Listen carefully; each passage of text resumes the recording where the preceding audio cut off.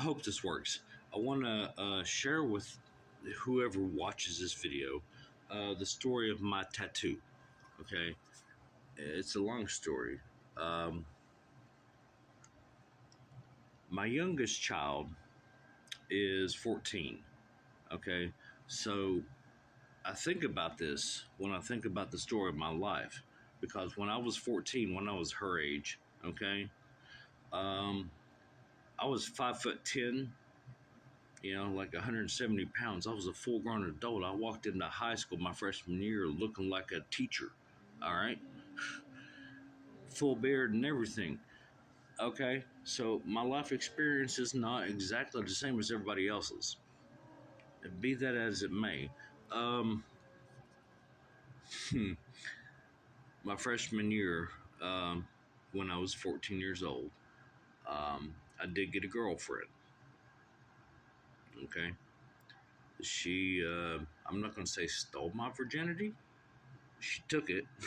All right.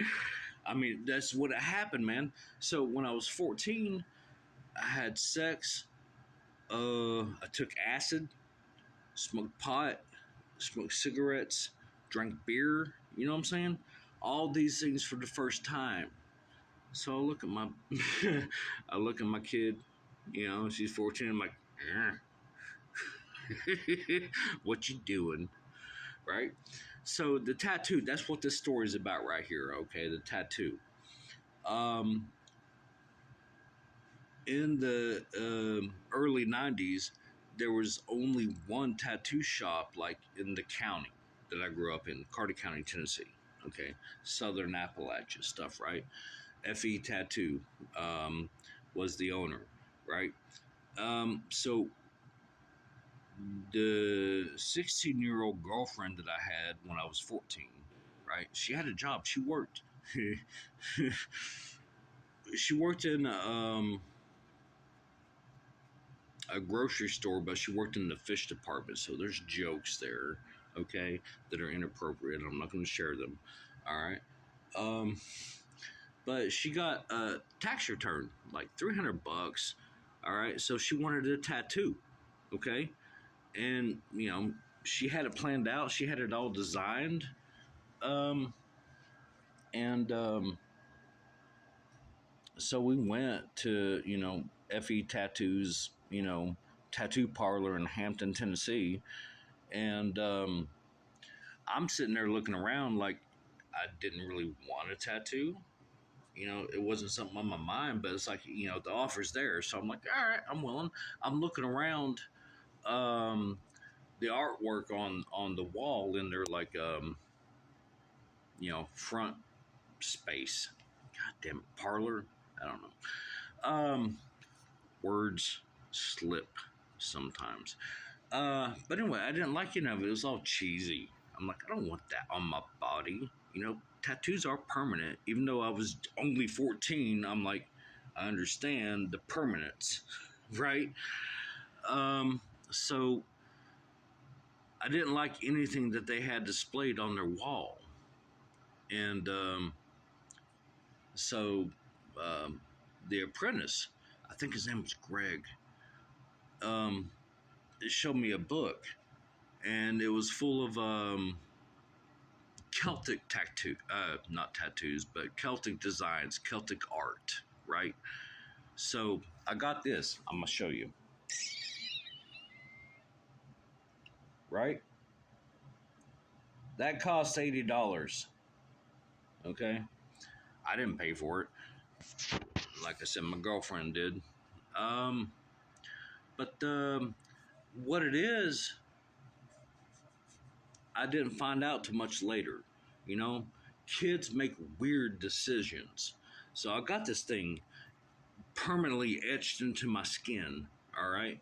And bless the apprentice's heart, he did apologize, because once he got the outline done, he's like, oh, that knot that's supposed to be in the center, I can't do that. He said he couldn't, finish the design. He's like, do you want something else in this in the middle? And I'm like, I don't know, man. I'm just here for the ride, right? So he just, like I said, kind of winged it. All right. That's not what the true design looks like. It is a Celtic wedding knot, right? I did not know this at the time. This is the story of my tattoo. I got it when I was 14 years old. Think about that. All right? Think about that. Flash forward a few years, I'm trying to be a cook, I want to be a chef. I like food. I'm a fan. Okay. And I'm not a terrible cook. Yeah, it's beside the point. So I got a job in a restaurant called Troutdale, and it was in Bristol, Tennessee. Okay. And part of my job was, they had a well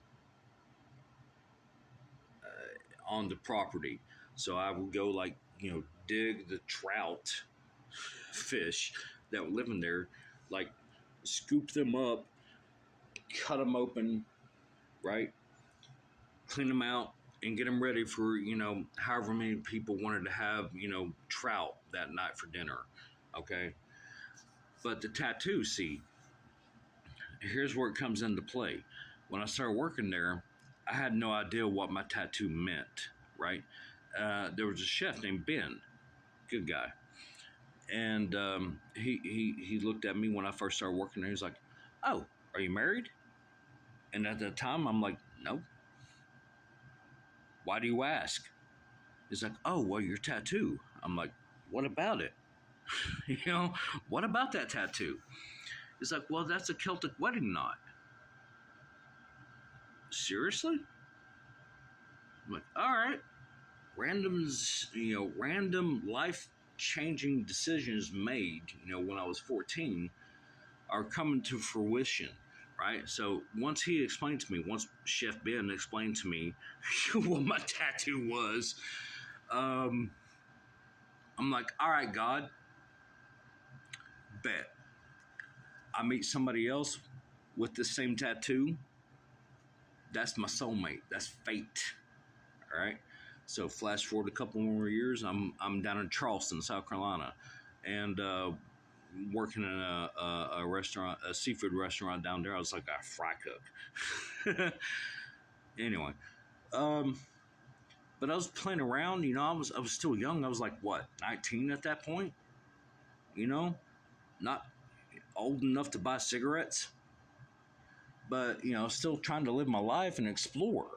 Okay, so I go to this bar, like downtown, like Main Street, Charleston, and it was full of nostalgia. Okay, I love the aesthetic of that place, and it was like all like 50s, 60s, 70s, like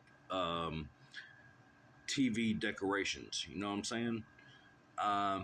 Just memorabilia. So I'm sitting there, by myself on this day. It was like, I don't know, 3, 4 o'clock in the afternoon. I was the only person in there. It was me and the bartender, and that's it. Okay. So, I had a drink. I got a beer, and I'm sitting there looking, I'm absorbing it, and I saw some neat stuff, right? And then after a few minutes, this other fellow walks in, and he sits down not directly next to me, right? Like one bar stool over, and we have a conversation. We strike up a conversation. He was a professional dancer, right? So, fuck, I'm out of time. He had a tattoo. He had the same tattoo on his back. Okay. And I'm like, shit, God, man, I'm not marrying this guy. you know? Peace.